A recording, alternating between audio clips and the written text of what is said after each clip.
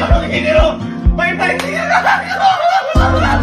So ngayong araw po, may gagawin lang po tayo ngayon na dating ginagawa sa amin na mayapa akong tatay. Actually, ginagawa naman sa amin to ni Mama. Pero syempre, mas tumatatak lang si Papa ngayon dahil syempre siya nakakasama namin dun sa panglarong panglalaki, ganyan, sa mga kalokohan. Yung sinasabi ko na to, dati kasi meron kaming pulan.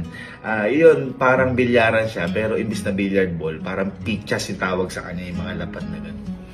Nagtataka ako nung bata ako, parang, hindi ako nagtataka. Noon wala ako naisip. Naiisip ko lang nung puro saya kasi kada maglalaro kami ni Papa noon, kapag nagpupustahan kami, lagi talaga ako nananalo. So, ang sabi ko, galing-galing